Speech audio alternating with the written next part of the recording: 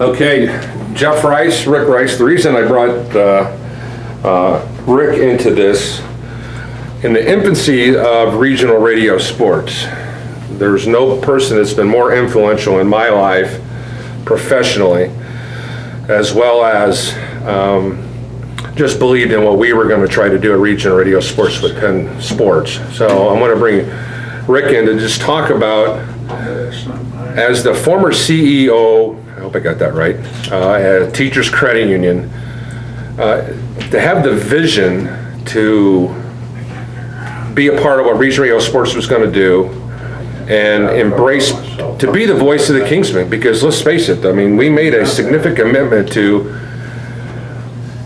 potentially ostracize other communities by saying we're going to be only the voice of the Kingsmen, and that took a lot of guts professionally to be able to say we're going to get it behind these guys because we believe in what they're doing. So we're going to bring in Jeff Rice and Rick Rice into this conversation.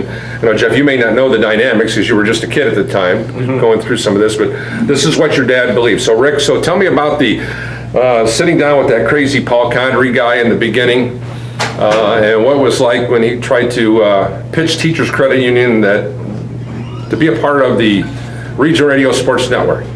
Well, it wasn't a really difficult decision for me, because one of the things that I always felt about marketing and about presenting your company was that you were trying to brand it, and you didn't want to brand it with losers.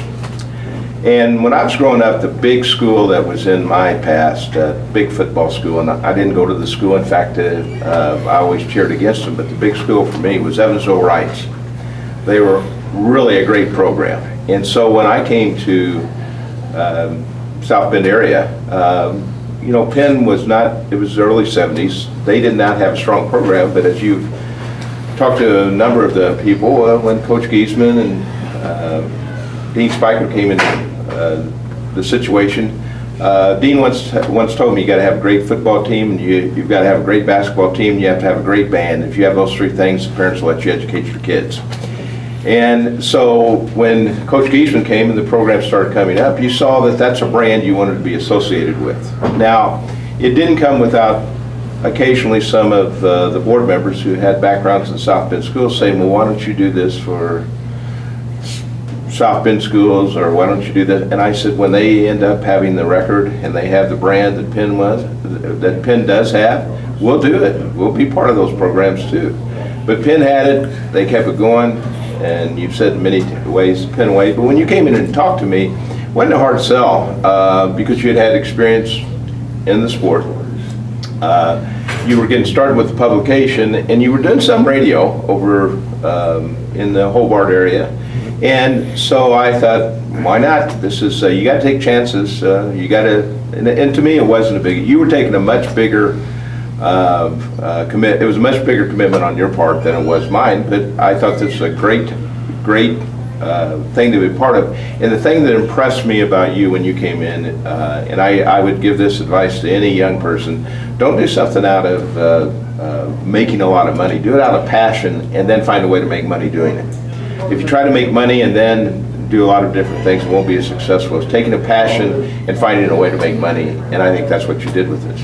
Teachers Credit Union and the Penn Way, to me, are synonymous, parallel things together.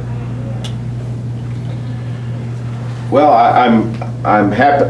I'm very proud that you say that. It makes me feel very good, because I was leading the TCU for many, many years. But and to be put in the same breath is certainly a compliment.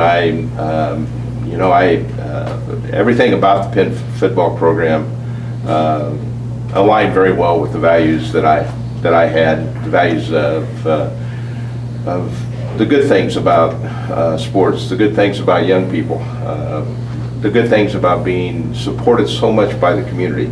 And Penn was supported by the community. I mean, they wanted them to be good. They wanted them to be the best. And not just winning, but winning the right way.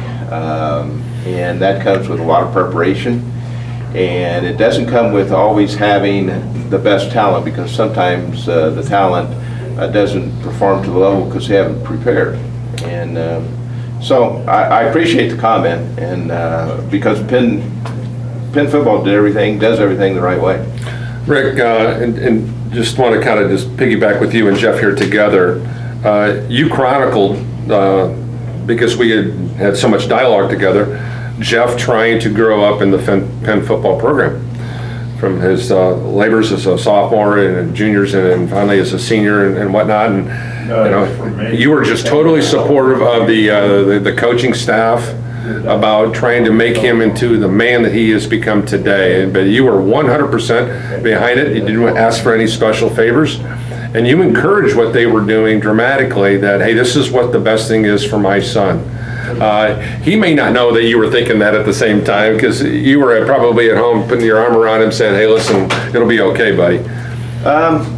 I think maybe not so much as you think. I think as he said that, he said Corey was like, it's like a dad, is because that's the way I talk to him too, is that if you don't get it done, you don't deserve anything. You don't deserve playing time because you're out there. You don't deserve anything. You got to earn it. And one of the things that I also learned with football is that at some point you've got to go with one guy. So how many times do you hear, I'm just as good as that guy? And that's what I told him. It doesn't matter that you're just as good as that guy, because then it comes into play that you might not be able to, you want to do better than that other guy. You want to be better than that. You don't want to complain saying I'm just as good as that guy. That's not what you want to do. So I think growing up, I think he was very aware that if you're going to go out there, and he was along for the ride as a freshman and sophomore, and I didn't like that at all. And in fact, when he was a junior, he came back from, like he said, from Boy Scout camp, and I think it made a big difference on being in shape and showing up. And he once told me, he said as a sophomore, he was on the sidelines, and he saw some seniors on the sidelines, and he said, if I'm going to be standing on the sideline as a senior, it's going to be because there's somebody better than me. It's not going to be because I didn't give it my best. And so he needs to take a great deal of pride in that, because he brought himself to that position, not me. He decided that I'm going to do my best. If I don't start, so be it. If I don't play a lot, but it's going to be not because I didn't give it my best. Jeff, you heard what Dad said. Want to just kind of piggyback on that? I think that obviously what he said is true. One thing that always stands out is just with obviously my dad had a big influence on my life, but and whatever I'm doing now, I couple some things that I couple the Penn football way and some things that he's taught me, and I always say, find a way to win, as long as it's not unethical, immoral, or illegal.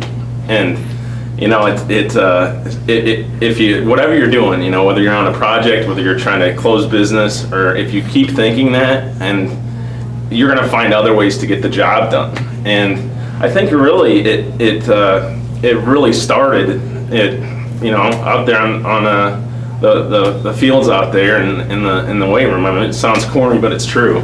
And so I think that when you look at your whole, as any type of professional, you're going to have setbacks and whatnot, and you're going to take a step back and have 2 steps forward, but you have to constantly get better, and you got to keep looking at what ways you can get better. And so that was, that's kind of my story. And so Awesome.